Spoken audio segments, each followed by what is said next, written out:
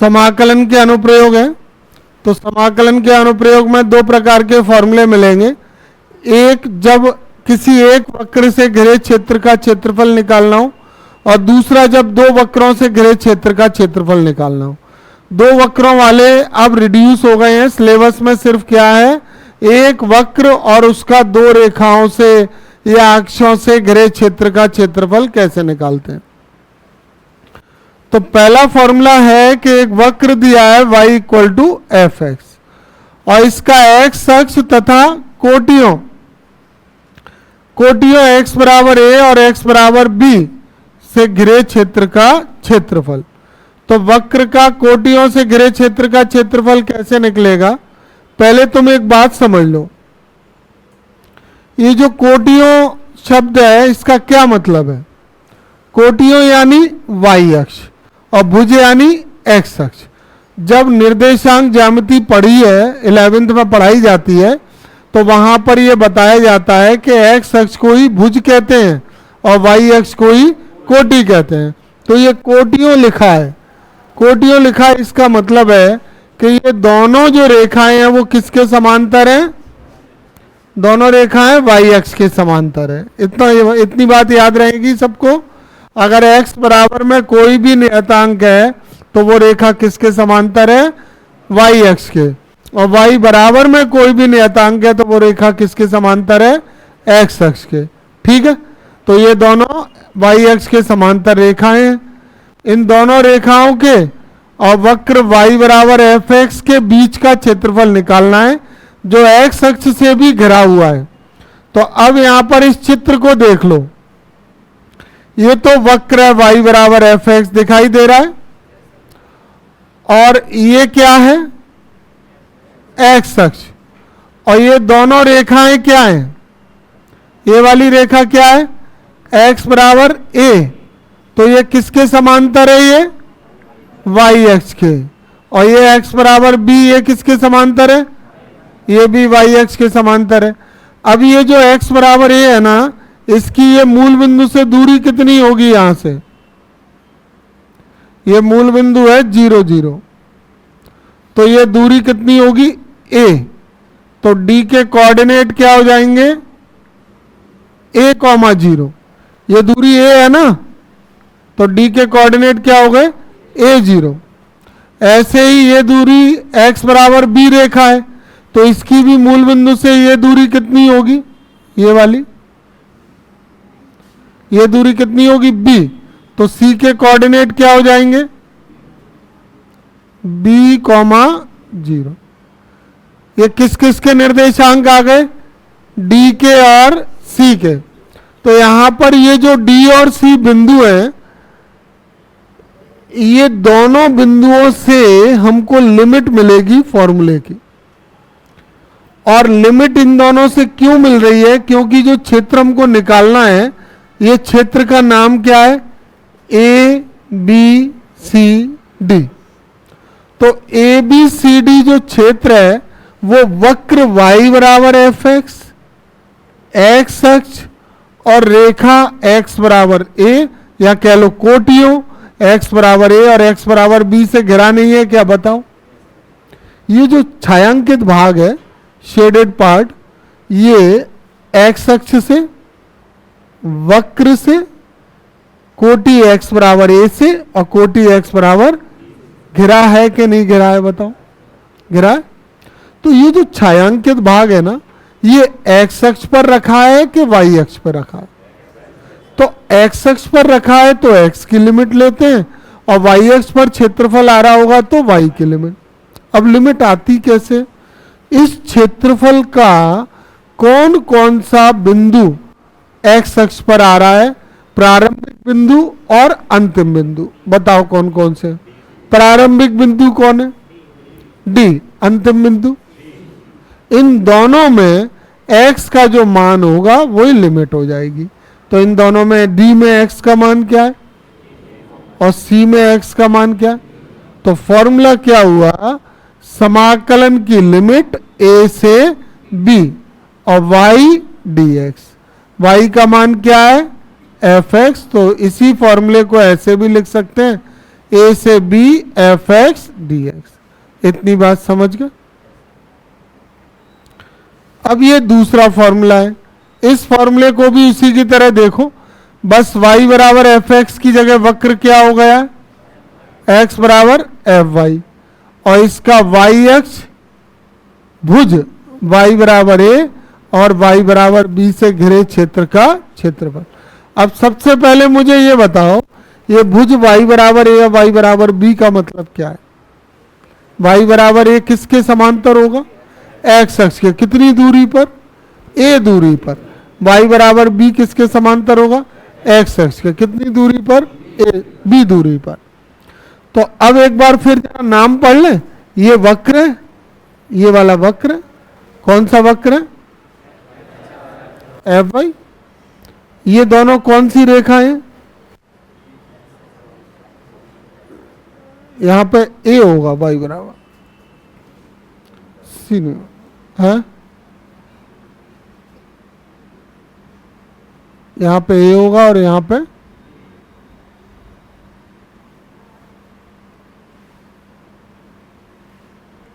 B हो। तो ये y बराबर ए और ये y बराबर बी। y बराबर ए यानी किसके समांतर? x अक्ष के। ये दूरी कितनी होगी इसकी? ये वाली दूरी, ये दूरी कितनी होगी? a। तो c के निर्देशांक क्या हो जाएंगे? y अक्ष पे तो पहला मान x का 0 होता है, और d के क्या हो जाएंगे? 0, b। अब क्षेत्र देखें, ये वक्र है, ये भुज है, y बराबर a और y बराबर b, और ये कौन है? y अक्ष। चारों लाइन दिख रही है, ये वक्र की, ये y बराबर a, ये y बराबर, और ये y अक्ष। तो नाम क्या हुआ क्षेत्र का? A B D C. A B D C होगा। तो ए बी डी सी का क्षेत्रफल, या यहां पे सी कर दो, क्योंकि वो फॉर्मूले में सी लिखा है ना, यहां पे सी कर देते हैं इसको, और इसको क्या कर देते हैं? तो क्षेत्र का नाम क्या हुआ? A B C D. तो ए बी सी डी का क्षेत्रफल का फॉर्मूला क्या हुआ? समाकलन ए से बी एक्स डी वाई। ए से बी कैसे आया? ये डी के कोऑर्डिनेट क्या है? क्या कोऑर्डिनेट है ये? 0, a। और सी के क्या है? 0, b। तो लिमिट क्या हो गई? a से b। और फॉर्मूला उसमें y डी एक्स था, इसमें क्या होता है? x d y. तो x का मान क्या हो गया? F y d y. ठीक है। तो x अक्ष पर फॉर्मूला क्या है? y डी एक्स, और y अक्ष पर क्या है?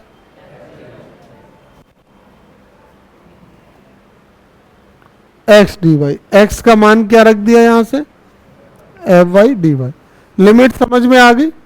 ये वाला क्षेत्रफल कहाँ रखा हुआ है? ये y अक्ष पे।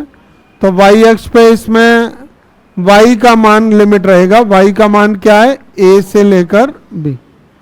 y का मान a से b है, तो लिमिट क्या रहेगी? a से b x d y. x का मान क्या हो गया? F y. तो a से b f y d y. ठीक है, आ गया समझ में? फॉर्मूले समझ में आ गए दोनों? इन्हीं फॉर्मूले के आधार पर सवाल होंगे। ठीक है,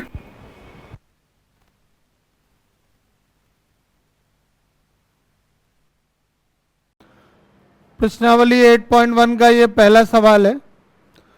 इसमें ये दीर्घवृत्त दिया है जिसका समीकरण है x² 16 + y² 9 = 1, और इससे घिरे क्षेत्र का क्षेत्रफल निकालना है। तो दीर्घवृत्त का जो व्यापक समीकरण है, पहले इसकी तुलना कराएंगे। दिए गए दीर्घवृत्त के समीकरण को लिख लेते हैं। अब दीर्घवृत्त का व्यापक रूप क्या होता है? दो प्रकार के दीर्घवृत्त होते हैं, सुनते जाइए जरा ध्यान से। सबसे पहले मैंने इसको समीकरण 1 मान लिया। अब इसकी दीर्घवृत्त के व्यापक रूप x square upon a square plus y square upon b square equal to 1 से तुलना करवाई तो ए स्क्वायर की वैल्यू आ गई 16 और बी स्क्वायर की आ गई 9।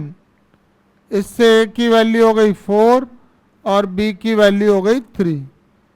अब यहाँ दो परिस्थितियां होती हैं। अगर ए स्क्वायर बी स्क्वायर से बड़ा है तो ये क्षैतिज रूप में बनेगा एक्स अक्ष पर, और अगर ए स्क्वायर का मान बी स्क्वायर से छोटा है तो ये वाई अक्ष पर बनेगा। दो तरह से दीर्घवृत्त बन रहा है, एक एक्स अक्ष पर बनेगा इस तरह से और एक वाई अक्ष पर बनेगा इस तरह से।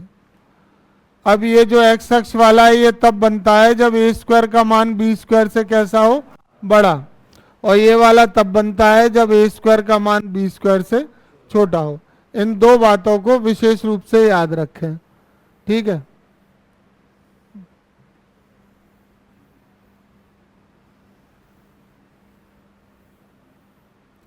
तो यहां पर क्या देख रहे हैं,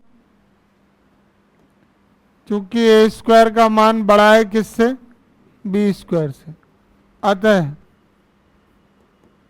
दीर्घवृत्त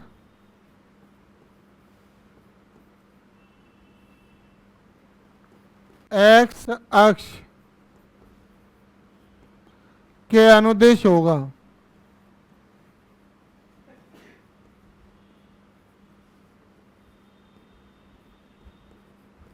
इतनी बात समझ में आ गई। अब ये एक्स अक्ष के अनुदिश दीर्घवृत्त को बना लेते हैं।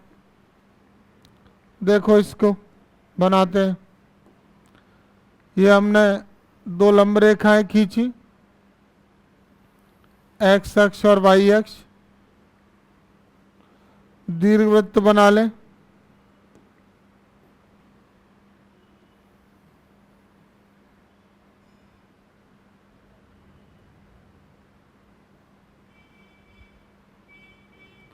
ये हमने दीर्घवृत्त ले लिया है। एक्स अक्ष एक्स एक्स डैश, वाई अक्ष वाई वाई डैश। एक्स अक्ष पर इसके प्रतिच्छेद बिंदु ले लिए ए और ए डैश, वाई अक्ष पर ले लिए बी और बी डैश। ये इसका केंद्र है दीर्घवृत्त का, मूल बिंदु ओ। ए डैश को दीर्घ अक्ष कहते हैं और इसकी लंबाई 2a होती है टोटल। ये टोटल 2a है, तो ओ ए और ओ ए डैश आधे आधे होके कितने हो जाएंगे, ए कॉमा ए और ए। ऐसे ही बी बी डैश 2 भी होता है। ये जो अपॉन में बी स्क्वायर आ रहा है ना, इस बी का ये क्या है, दुगना। तो ये ए का मान कितना है, यहाँ पे 4 है।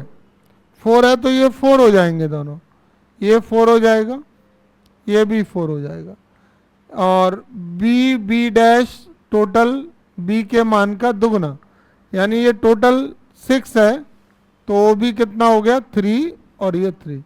तुम इसको ऐसे भी समझ सकते हो कि ओ ए का मान ए के बराबर होगा और ओ बी का मान बी के बराबर होगा।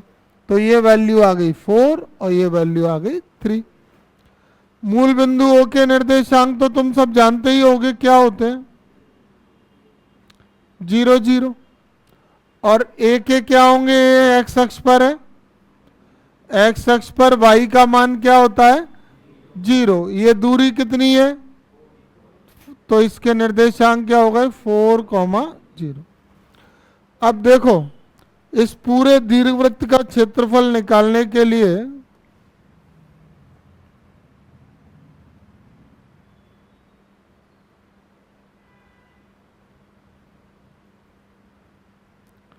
इस पूरे दीर्घवृत्त का क्षेत्रफल निकालने के लिए तुमको इसके ये चतुर्थांश का क्षेत्रफल निकालना पड़ेगा।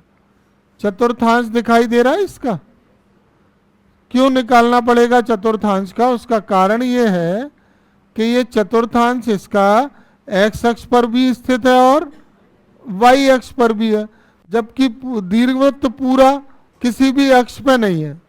क्या ये दीर्घवृत्त किसी एक अक्ष पर रखा हुआ है, एक्स पे या वाई पे, नहीं है, क्रॉस कर गया ना चारों को। क्रॉस करके ही आया, और क्षेत्रफल निकलता है अक्ष पे। हमने जो फॉर्मूले पढ़े हैं, दो फॉर्मूले पढ़े हैं, एक जब दीर्घवृत्त, जब कोई क्षेत्रफल एक्स अक्ष पर रखा हो तो लिमिट एक्स की होती है, और दूसरा जब क्षेत्रफल वाई अक्ष पर रखा हो तो लिमिट वाई की होती है। तो अब यहाँ पे समझने वाली बात क्या है कि ये जो क्षेत्रफल हम निकाल रहे हैं ना चतुर्थांश, इसका नाम क्या है, ओ ए बी ओ। तो इसका एक्स अक्ष पर प्रारंभिक और अंतिम बिंदु कौन कौन से? ओ ए बी ओ का एक्स अक्ष पर प्रारंभिक बिंदु कौन है? ओ, और अंतिम बिंदु कौन है? ए। तो ये जो ओ और ए हैं, प्रारंभिक और अंतिम बिंदु, इनमें जो x का मान होगा वही क्या होगा? इसकी लिमिट। तो o में और a में x का मान क्या है? 0 और 4। तो इसकी लिमिट क्या हो गई? 0 से 4। यही सबसे जरूरी चीज होती है। हमें पूरे दीर्घवृत्त के लिए क्या करना होगा? जैसे पेपर में अगर चतुर्थांश का क्षेत्रफल पूछा तो इसका निकालोगे, और अगर संपूर्ण क्षेत्रफल पूछा पूरा, तो पूरे क्षेत्रफल के लिए क्या करोगे?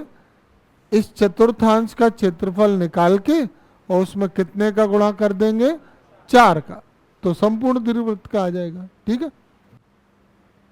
तो अब जो एक्स अक्ष पे फॉर्मूला तुम्हें लिखाया था, वो फॉर्मूला क्या था? ए से बी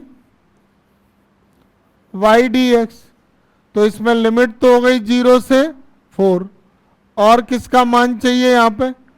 y का। तो अब हम एक काम करते हैं, समीकरण 1 से y का मान निकालेंगे। फॉर्मूले में y की जरूरत है, तो समीकरण 1 से y का मान होगा क्या?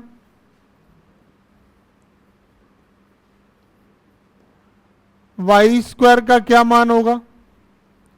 Y square upon 9, 1 minus x square upon 16।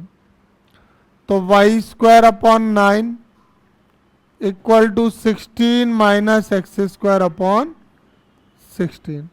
9 को RHS में ले गए, 9 16 minus x square upon 16, square हटा के रूट लगा लें।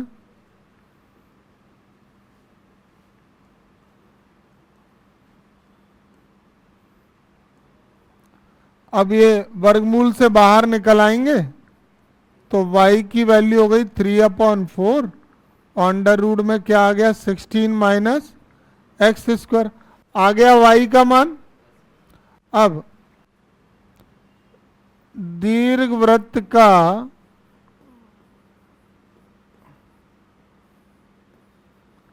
क्षेत्रफल बराबर क्या होगा? 4 मल्टीप्लाई किसका लिखेंगे? 4 के मल्टीप्लाई में किसका क्षेत्रफल लिखेंगे? चतुर्थांश, क्या नाम है? ओ ए बी ओ का क्षेत्र। तो चतुर्थांश ओ ए बी ओ के क्षेत्रफल का फॉर्मूला क्या होगा? ए से बी वाई डी एक्स। अभी लिमिट क्या डिस्कस हुई थी? लिमिट क्या डिस्कस हुई थी अभी? 0 से 4। जो क्षेत्रफल निकाल रहे हो उसका एक्स अक्ष पर प्रारंभिक बिंदु और अंतिम बिंदु कौन कौन है? नहीं, बिंदु कौन कौन है? बिंदु ओ और ए। इन दोनों में x का मान क्या क्या है? 0 से 4। तो ये क्या हो गई? इसकी लिमिट। और y का मान हम निकाल चुके हैं, 3/4 अंडर रूट में 16 माइनस एक्स स्क्वायर डी। अब इसको सॉल्व करें।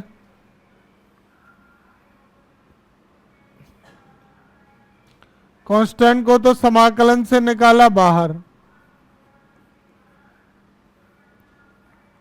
ये 0 से 4, और 16 को लिख लें 4 स्क्वायर माइनस एक्स। 4 से ये 4 कट जाएगा। अब फॉर्मूला लगाओ अंडर रूट में a square minus x square. तो अंडर रूट में a square minus x square का फॉर्मूला क्या है? 1/2x under root a square minus x square, और प्लस में प्लस 1/2 ए स्क्वायर और sine inverse x upon a की लिमिट 0 से 4। 1/2 कॉमन ले लेंगे। 1/2 कॉमन आने के बाद क्या आ रहा है? x अंडर रूट में 16 माइनस एक्स स्क्वायर और 16 साइन इनवर्स x अपॉन 4 की लिमिट 0 से 4, 3/2। अब लिमिट लगा रहे हैं, अपर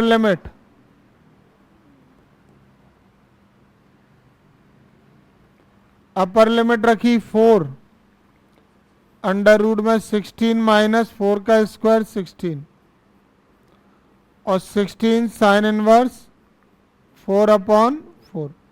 अपर लिमिट आ गई माइनस लोअर लिमिट 0 से ये पूरा 0 और 16 साइन इनवर्स 0/4 तो 0 ही हो जाएगा।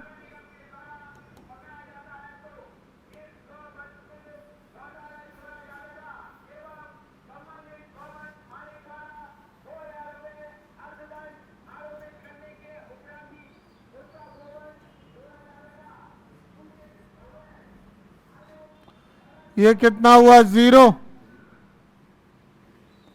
ये 4 से 4 कैंसिल 1, और 1 किसका मान है?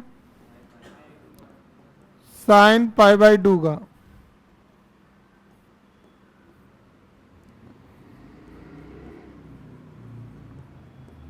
जीरो को साइन 0 लिख लेंगे क्या? लगा दी upper limit minus lower limit. अब ये 3/2, 0 हटा दो, साइन से साइन इनवर्स हटा दो, क्या बचेगा? 16 इंटू पाई माइनस 0 हटा दो, साइन से साइन इनवर्स हटा दो, क्या बचेगा? 16 इंटू 0,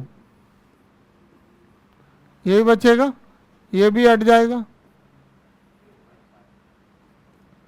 3/2 इंटू 8 पाई, 3 से ये 2 से काट दिया और 4 पाई का 3 में गुणा हो गया तो 12 पाई मात्रक इसका वर्ग इकाई लिख देंगे या वर्ग मात्रक लिख देंगे।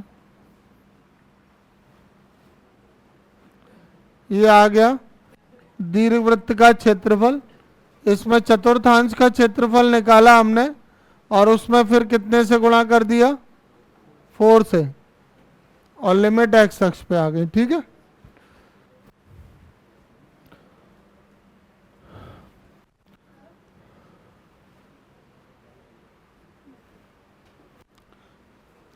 देखिए क्वेश्चन नंबर 2 है। इसमें दीर्घवृत्त का समीकरण है x² प्लस y² 9 = 1। इससे घिरे क्षेत्र का क्षेत्रफल चाहिए। तो पिछले सवाल में और इसमें क्या अंतर नजर आ रहा है तुम्हें? इसमें जो x² के अपॉन में जो मान है वो छोटा मान है y² के अपॉन में जो मान है उससे। तो दीर्घवृत्त का समीकरण है x² प्लस y² 9 = 1। इसको समीकरण 1 मान लिया। अब इसकी दीर्घवृत्त के व्यापक रूप से तुलना कराएंगे तो x² a² plus y² b² 1 से तुलना करवा दी। तुलना करवाई तो a² की वैल्यू आ गई 4, a की वैल्यू आ गई 2, b² 9 है, इससे b की वैल्यू हो गई 3।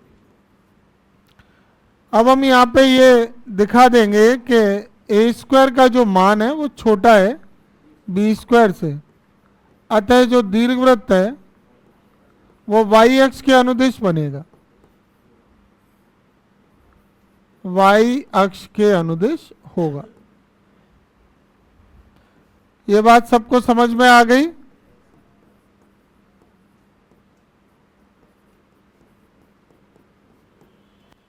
एक क्षैतिज दीर्घवृत्त होता है, एक ऊर्ध्वाधर होता है। अगर ए स्क्वायर बी स्क्वायर से बड़ा है क्षैतिज बनेगा एक्स अक्ष पर, और अगर ए स्क्वायर बी स्क्वायर से छोटा है तो वो ऊर्ध्वाधर बनेगा वाई अक्ष पर। इसको बना लेते हैं दीर्घवृत्त को।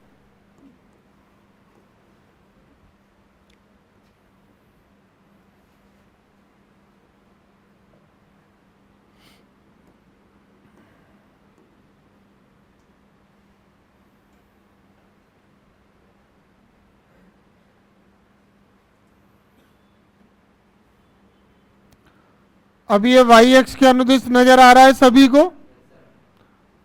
बिंदु वही रहेंगे इसके, एक्स अक्ष पर ए और ए डैश, और वाई अक्ष पर बी और बी डैश। ये मूल बिंदु से ए तक की दूरी, ए का मान होगा 2, मूल बिंदु से बी तक की दूरी, बी की वैल्यू हो जाएगी 3। प्रक्रिया वही है। हम इस चतुर्थांश का क्षेत्रफल निकालेंगे जिसका नाम क्या है, ओ ए बी ओ, और इसका क्षेत्रफल निकाल के उसमें हम गुणा कर देंगे कितने से, 4 से। इसमें मूल बिंदु के निर्देशांक 0 0 होंगे, और ये दूरी 2 है तो ए के कोऑर्डिनेट 2,0 और बी के 0,3। एक्स अक्ष पर बिंदु लेते हैं, उसमें y का मान 0 होता है, y का मान दूसरा वाला होता है। y अक्ष पर बिंदु लेते हैं, उसमें x का मान 0 होता है, x का मान पहला मान होता है। y का मान जितनी ये दूरी होगी वो हो जाएगा, x का मान जो x अक्ष पर दूरी होगी वो हो जाएगा। चित्र पूरा समझ में आ गया सभी को? एक बार फिर से हमें पूरे दीर्घवृत्त का क्षेत्रफल निकालने के लिए इसमें चतुर्थांश का निकाल के कितने से गुणा करना पड़ेगा, 4 से।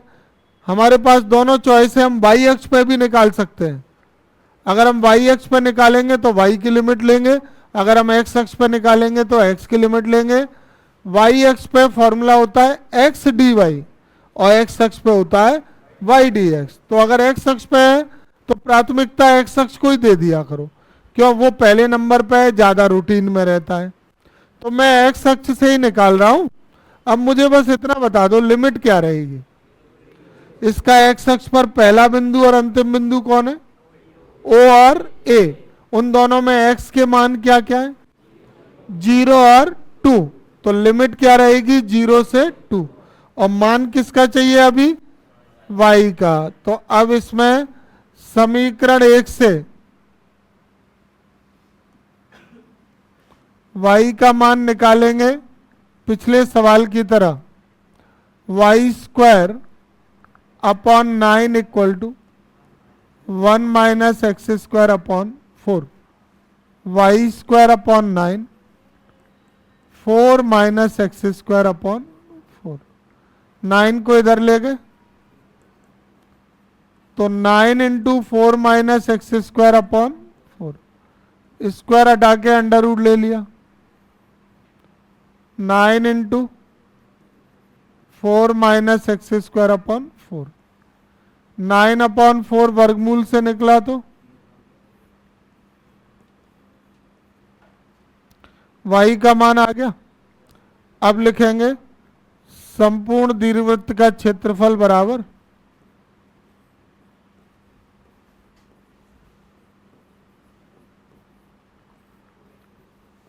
क्या होगा, 4 मल्टीप्लाई में चतुर्थांश ओ ए बी ओ का क्षेत्र। अच्छा, कभी कभी ये क्या करते हैं, केवल चतुर्थांश का भी पूछ लेते हैं। तो चतुर्थांश का क्षेत्रफल के लिए 4 का गुणा तो होगा नहीं, सीधा सीधा फॉर्मूला लग जाएगा। चतुर्थांश का क्षेत्रफल निकालें तो चतुर्थांश का क्षेत्रफल बराबर समाकलन a से b y dx, और इसके लिए इसमें गुणा कर दिया कितने से, 4 से। अब लिमिट क्या है और y का मान क्या है वो यहां रख देते हैं। क्या लिमिट है इसकी? अब y का मान 3/2 अंडर रूट में 4 माइनस एक्स, 3/2 को निकाल लेंगे और 0 से 2 2² माइनस एक्स कट जाएगा, ये 6 आ गया। फॉर्मूला लगाना है under root a² minus x²। अंश में जब रूट a² माइनस x² आता है तो वो बड़े वाले फॉर्मूले होते हैं 1/2 x under root a² minus x², 1/2 a² sine inverse x upon a की लिमिट 0 से 2। 1/2 कॉमन ले लेंगे तो ये हो जाएगा x अंडर रूट में 4 माइनस x² प्लस, ये तो कॉमन चला गया इधर 4 साइन इनवर्स x अपॉन 2 की लिमिट 0 से 2।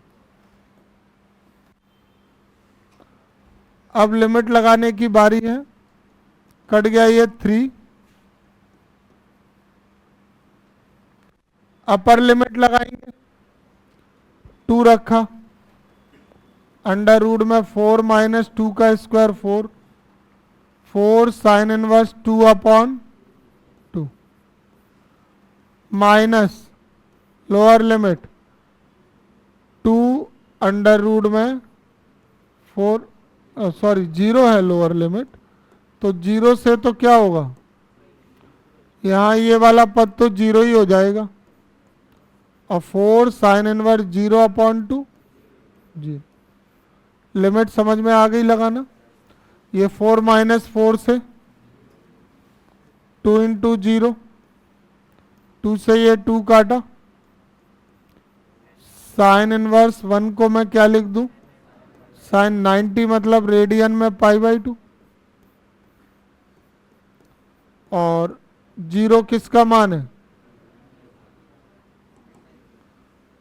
Sine inverse sine 0।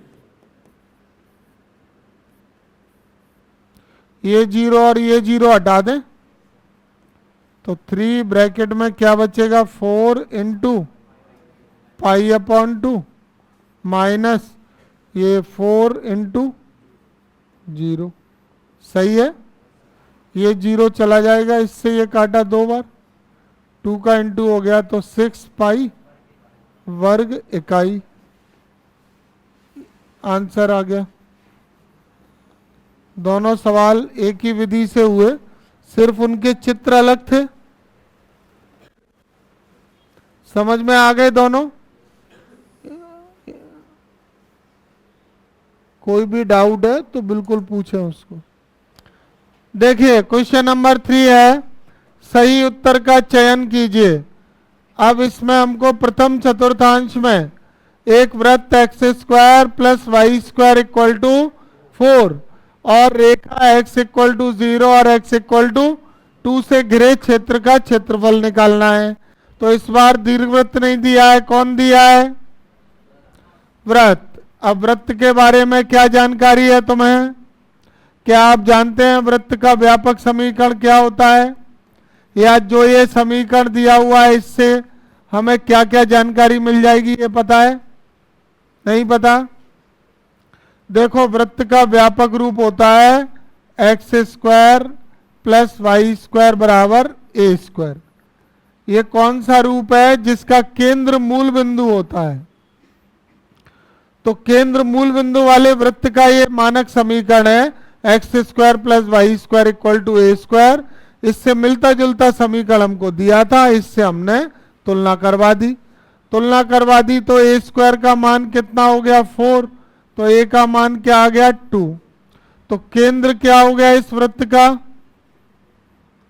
केंद्र क्या हो गया 0 0, और त्रिज्या कितनी हो गई वृत्त की, ये जो a की वैल्यू है ये क्या होती है वृत्त की त्रिज्या। ये वृत्त का समीकरण है x² plus y² equal to a²। इस समीकरण का जो भी वृत्त आएगा उसका केंद्र क्या होगा, मूल बिंदु 0 0, और त्रिज्या जो भी मान है उसकी ए स्क्वायर से तुलना करके ए निकालो, जो ए का मान है वही क्या है, वृत्त की त्रिज्या। अब हम इस वृत्त को बनाएंगे, तो वृत्त की रचना करते हैं। पहले वृत्त बना लेते हैं।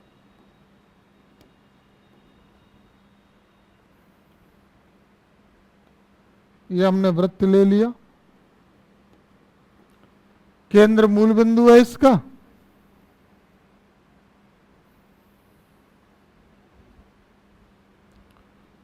और एक रेखा है x बराबर 0, x बराबर 0 वाई एक्स होती है, और एक रेखा है x बराबर 2, एक रेखा x बराबर 0, एक x बराबर 2।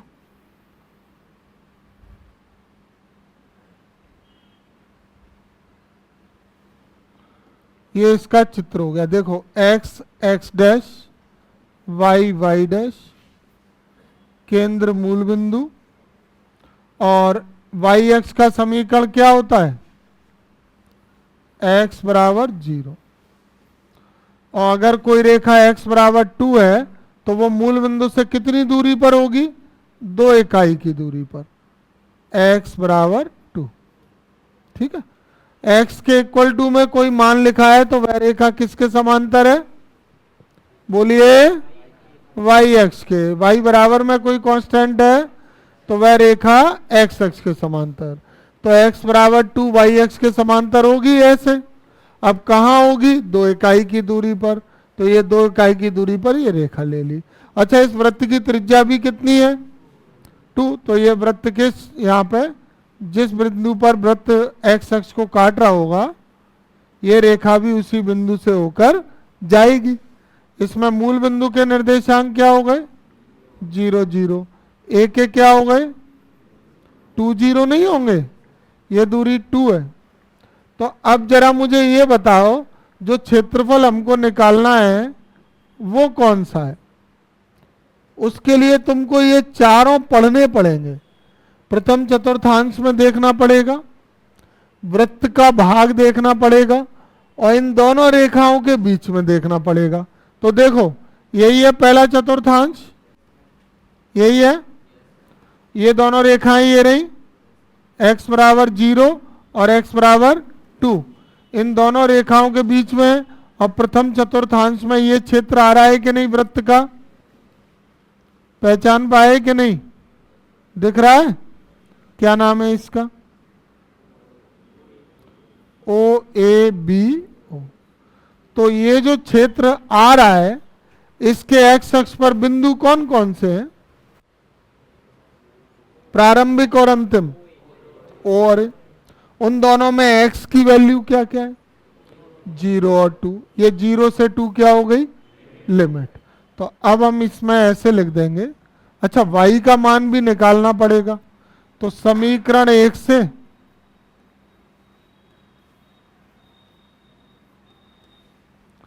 y का मान क्या हुआ, वाई स्क्वायर बराबर 4 माइनस एक्स स्क्वायर, तो y का मान अंडर रूट में 4 माइनस एक्स स्क्वायर।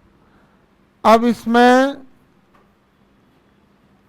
छायांकित भाग, छायांकित या रेखांकित भाग क्या नाम है उसका, ओ ए बी ओ का क्षेत्रफल बराबर क्या फॉर्मूला होगा, एक्स अक्ष पर ले रहे हो ना, तो एक्स अक्ष पर फॉर्मूला क्या होता है, ए से बी वाई डी एक्स। याद कर लोगे फॉर्मूला, ए से बी वाई डी एक्स। तो लिमिट क्या हो जाएगी इसकी, 0 से 2, अब y की value 4 minus x square D है। अब इसमें समाकलन करेंगे, पहले स्क्वायर कर लें, तो इसको लिख लेंगे under root 2 square minus under root a square minus x square का फॉर्मूला लगाएं, 2 बार लग चुका है पहले, 1/2x अंडर रूट में a square minus x square plus 1/2 a square और sine inverse x upon a की लिमिट 0 से 1/2 कॉमन ले लिया, क्या बचा अंडर रूट में 4 माइनस एक्स स्क्वायर।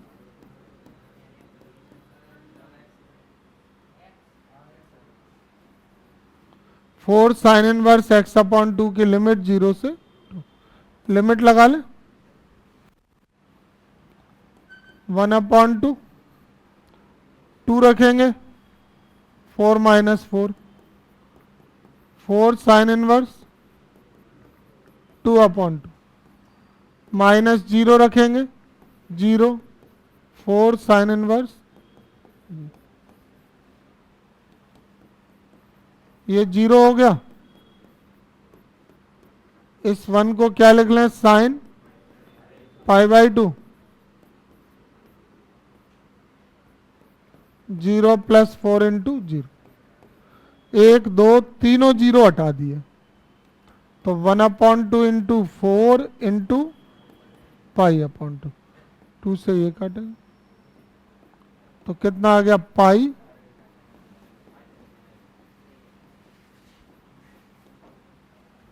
ठीक है, आगे समझ में।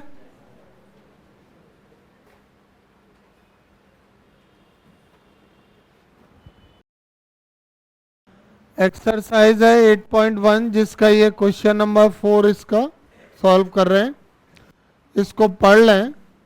एक वक्र y square equal to 4x दिया हुआ है और इसका y अक्ष एवं y इक्वल टू 3 से घिरे क्षेत्र का क्षेत्रफल निकालना है। तो ये जो वक्र है ना, जरा इसको पहचान लें अच्छी तरह से। अगर कोई भी ऐसा समीकरण जिसमें x और y में से किसी एक पर पावर लगी है 2 और एक पे पावर लगी है 1, तो ऐसे वक्र को कहते हैं परवलय। परवलय का व्यापक रूप वाई स्क्वायर बराबर 4ax होता है और वाई स्क्वायर बराबर 4ax में परवलय बनता है x अक्ष पर। ये दोनों चीज मैं यहाँ थोड़ा साइड में बना के दिखा देता हूं तुमको एक बार। ये जैसे x और y अक्ष है, तो ये जो x अक्ष पे बनता है ना, जिसका शीर्ष है मूल बिंदु, ये परवलय का समीकरण होता है वाई स्क्वायर बराबर 4ax। और जो y अक्ष पे बनता है ना ऊपर की तरफ, इसका समीकरण होता है x square equal to 4ay। मतलब y x पर पावर 1 है तो x अक्ष पर बनेगा और y पे पावर 1 है तो वो y अक्ष पर बनेगा। और ये दोनों परवलय की आकृतियां हैं, इसमें x पे पावर 1 है, y पे पावर 2 है, इसमें x पे पावर 2 है और y की पावर 1 है। यही बात मैं यहाँ पे कह रहा हूँ कि एक चर पे घात है 2 और दूसरे चर पे घात है 1, तो वो किसका समीकरण है, परवलय का। ये जो वाई स्क्वायर बराबर 4ax है वो x अक्ष वाले से मिल रहा है कि y अक्ष वाले से, बताओ, इससे मिल रहा है कि नहीं। अगर इसमें a का मान a नियतांक है यहाँ पे, अगर यहाँ पर a का मान 1 हो जाए तो क्या वही समीकरण नहीं मिलेगा, हमको मिलेगा। तो पहले हम दिए गए मानों को लिख लेते हैं। एक वक्र का समीकरण है Y square equal to 4x, इसका y अक्ष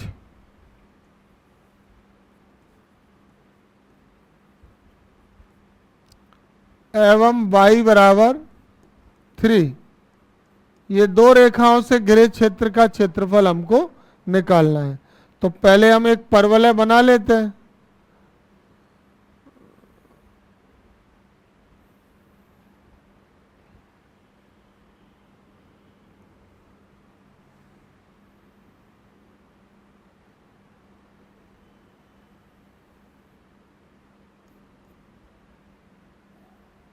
ये हमने परवलय बना लिया, ये y अक्ष है। अब y बराबर 3 कहाँ होगी रेखा, 3 इकाई की दूरी पर किसके समांतर होगी ये? जो रेखा y इक्वल टू 3 है वो x अक्ष के समांतर होगी कि नहीं होगी बताओ। ये रेखा कौन सी है? y equal to 3। कितने इकाई की दूरी पर है यहाँ से? 3 इकाई। यहाँ पे ये मूल बिंदु हो गया, यहाँ पे बिंदु A ले लेते हैं और ये बिंदु B। तो अब जरा ध्यान से देखना, ये है y बराबर 3 और ये कौन है? ये वाली रेखा कौन है? y अक्ष। और ये कौन है? x। तो ये y अक्ष और y बराबर 3 से घिरे क्षेत्र का क्षेत्रफल ये वाला नहीं होगा क्या?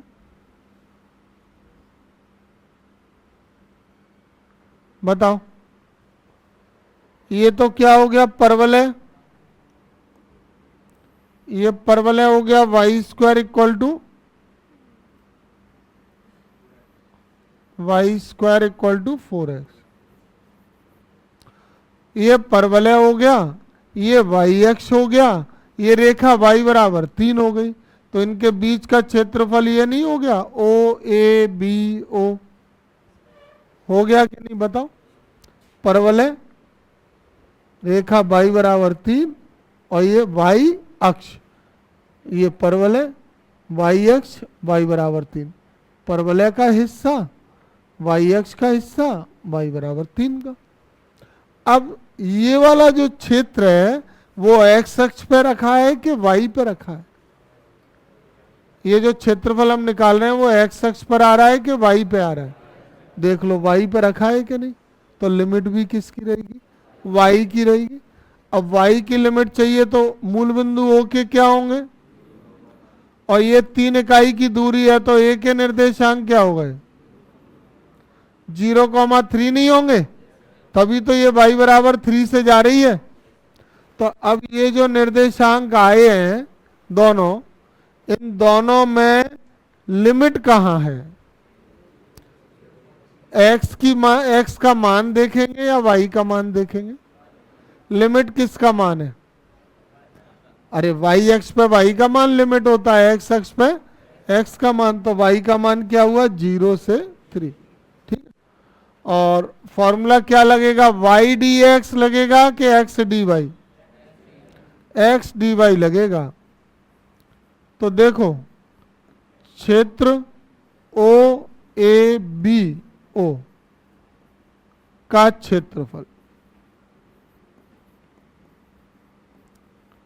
फॉर्मूला y अक्ष पे A से B x dy। क्या लिमिट हो गई? लिमिट क्या है? और x का मान समीकरण 1 से क्या होगा? y² dy। नहीं आया समझ में? x का मान कहां से लिया है? समीकरण 1 से। अब इसमें ये 4 को निकाल लें समाकलन से, तो 1/4 और 0 से 3 y² dy। अब y² का समाकलन क्या होगा? y³ की लिमिट 0 से, ये समाकलन से बाहर आ जाएगा। 1/12 y³ की लिमिट 0 से 3। लिमिट लगा लें, 3³ माइनस 0। 3 का क्यूब हो गया 27 माइनस 0। 1/12 इंटू 27,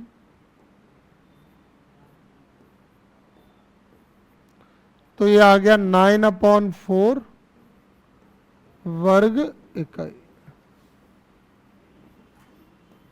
है आंसर ऐसा कोई? 9/4 आ गया समझ में सभी को? ये भी बना लेना, ठीक है।